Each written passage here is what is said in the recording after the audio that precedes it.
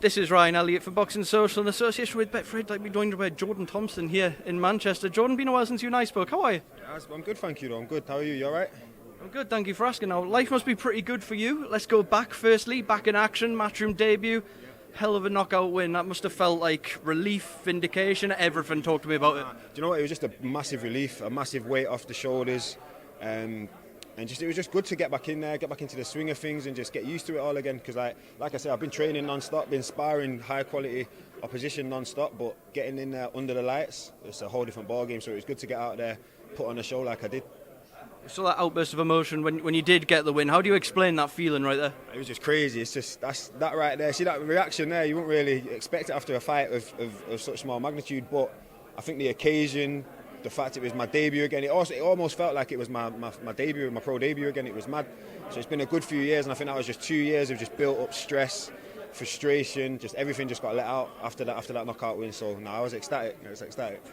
Back on the road now, you're going to be out on this Manchester bill, which I know mean a lot to you personally. What's the response been like back home since people realised you were going to be out here? It's been amazing, the support's been crazy. Just a lot of people are looking to come and support me and looking to show face and turn up. So it's going to be good, man. I'm looking forward to getting out there, like a homecoming for me, isn't it, back in Manchester. So I'm looking forward to going out there, putting on a show, doing everyone proud, man. That's what I do. Couple of fights in short space of time going into next year as well. After being out the ring and having different things going on in the background, I'm guessing you just want activity going next year. That's it. I think the main thing, one of the biggest things in boxing as well, which gets overlooked, is momentum. I think it's a real key to success in boxing. So for me to be able to get out back-to-back shows, amazing. So big thank you to my team, big thank you to Eddie and the guys. And next year it's a big push on. But like I say, we've got December 18th. We'll sort that one out, deal with it, and then onwards and upwards from there, man.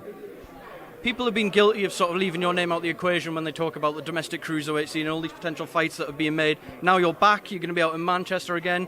You're going to throw yourself right into that mix next year, these domestic fights? Listen, the domestic scene's crazy right now. It's booming. Bags of talent, bags of good fights to be made. But I rate myself, I tip myself, and at the end of the day, timing's everything. That's one thing I've learned. Timing is everything, and when the time is right, those fights will happen. That's just inevitable. But I've got a great team behind me, great management team, great promotional team now. So I'm sure when those fights, when it's the time to make those fights, we're going to make them, and we're going to do what we've got to do. In action, also fighting on a Matchroom bill this weekend, European, British, Commonwealth champion overweight Chris Billum-Smith. Is that a fight that would interest you next year? Yeah, 100% at some point next year. Like I say, if it makes sense and the time is right, then I don't see why that fight can't be made. Both under the same stable. He's doing really well. He's doing himself proud, and hopefully he gets the business done in this weekend. Is it? Yep. Hopefully he gets the business done this weekend. Looks good, and then we'll see what next year brings. A few things away from yourself, Jordan. Lawrence Okoli, WBO cruiserweight champion. He's hunting down Mairis Briedis. They want to make that fight next. If that fight gets made, how does it go? Well, that's an interesting one. I've sparred Briedis, but I know Okoli's he's constantly improving, man, and he's doing himself real good right now. So I think he's too big, too strong at the weight. But I just hope they don't overlook Briedis, because Briedis is a silky smooth operator, very underrated, skillfully, physical, tough.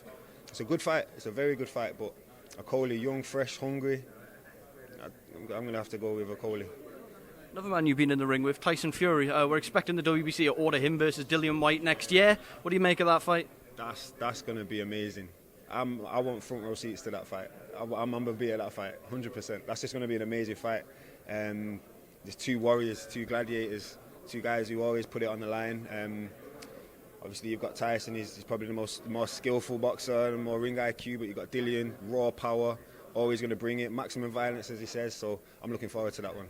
As I mentioned, you have sort of played your part as sparring partner for Tyson Fury in the past. Prior to the second Deontay Wilder fight, I don't think anyone really believed that he was going to change his style that much and do exactly what he said he was going to do. I'm guessing you weren't as surprised as some people when he came forward like that. I wasn't as surprised at his approach. I was surprised in Wilder's reaction to it and how easy he made it, to be fair. But I wasn't surprised in his approach. When Tyson speaks, it's usually the truth. Like, you don't talk no BS or nothing. So. No, it was good to see, though. Again, it was good to see. Special fight in the manner that he did it in. It was surprised, to be fair, that the third fight did get made. But look at that third fight. What a treat we were all in for there. That was a special fight. So listen, man, Tyson, he's that guy. That's one before I let you go, Jordan. Of course, top of this bill that you're going to be on, we've got Derek Chisora and Joseph Parker running it back. Can you pick a winner? Can I pick a winner? It's hard to back against Chisora, but then Parker. Again, he's the more skillful boxer. I'll always probably back the skill. it's a thinking man sport. It's a thinking man sport. So if I had to pick, I'd probably go with Parker again. Right, Jordan, thank you as always. Speaking of Boxing Social.